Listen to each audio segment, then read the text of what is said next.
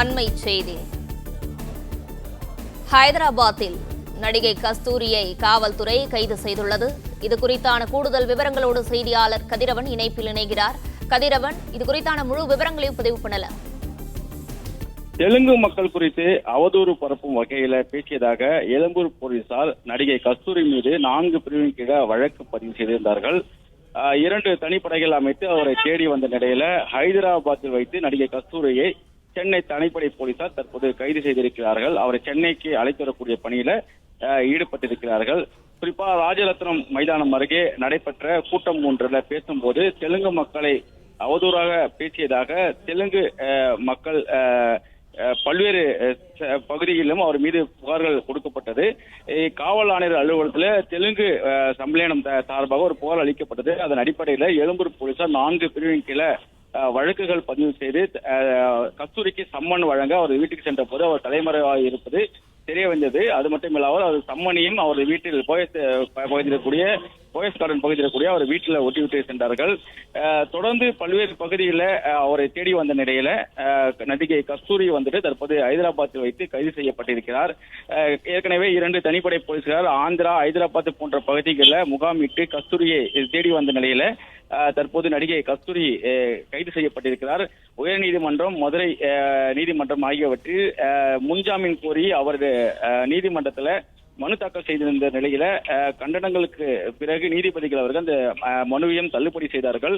இதனால கஸ்தூரி அவர்களை கைது செய்ய எழும்பூர் போலீசார் தீவிரப்படுத்தினார்கள். குறிப்பா 4 பிரிவில் அவர் மீது வழக்கானது பதிவு செய்யப்பட்டது. கலவரம் ஏற்படுத்தும் நோக்கத்தோடு செயல்படுதல், சாதி, மதம், இனம், மொழி குறித்து பேசி இருவேறு பிரிவு மக்களிடையே பிரச்சனையை ஏற்படுத்துதல், அரசுக்கு எதிராக அல்லது பொது அமைதிக்கு எதிராக எந்த ஒரு நபரையும் குற்றம் செய்ய தூண்டுதல், வதந்தி அல்லது அவதூறு பரப்புதல் உள்ளிட்ட 4 பிரிவின் கீழ வழக்குகள் பதிவு செய்யப்பட்டதான் கஸ்தூரிக்கு சம்மன் அளிக்க முயன்ற போது அவர் தலைமறைவானது தெரிய வந்த நிலையில 2 தனிப்படைகள் அமைக்கப்பட்டது.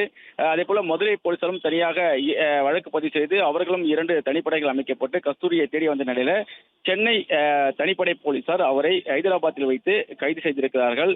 ஹைதராபாத்தில் தயாரிப்பாளர் ஒருவரின் உதவியோடு அவர் தங்கியிருந்ததாக கிடைக்கப்பட்ட தகவலின் அடிப்படையில் சென்னை தனிப்படை போலீசார் ஹைதராபாத் விரைந்து அங்கு வைத்து அவரை கைது செய்திருக்கிறார்கள். அவரை சென்னைக்கு அழைத்து வரக்கூடிய பணிகளில் ஈடுபட்டு வருகிறார்கள். பெண் காவலர்கள் மற்றும் தனிப்படை போலீசார் உதவியோடு நடிகை கஸ்தூரி கைது செய்யப்பட்டிருப்பதாகவும் காவல்துறை சார்பாக தெரிவிக்கப்பட்டிருக்கிறது. தெலுங்கு மக்கள் குறித்து அவதூறாக பேசியதாக நடிகை கஸ்தூரி மீது நடவடிக்கை எடுக்கக்கூடிய அகில இந்திய தெலுங்கு சம்மேளனம் அளித்த புகாரின் பேரில் எழும்பூர் போலீசார் நடிகை கஸ்தூரி மீது 4 பிரிவின் கீழ் வழக்கு பதிவு செய்து தேடி வந்த நிலையில்தான் தற்போது கைது செய்யப்பட்டிருக்கிறார்.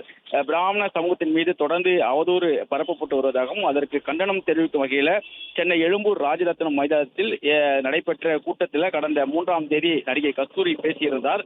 அவ்வாறு பேசியதற்கு பல்வேறு அமைப்பினர் சார்பாக கண்டனங்கள் தெரிவிக்கப்பட்டிருந்த நிலையில்தான் எழும்பூர் போலீசார் தெலுங்கு சம்மேளனம் அளித்த புகாரில் வழக்கு பதிவு செய்து நடிகை கஸ்தூரியை தேடி வந்த நிலையில ஹைதராபாத்தில் வைத்து நடிகர் கஸ்தூரி தற்போது கைது செய்யப்பட்டிருக்கிறார்.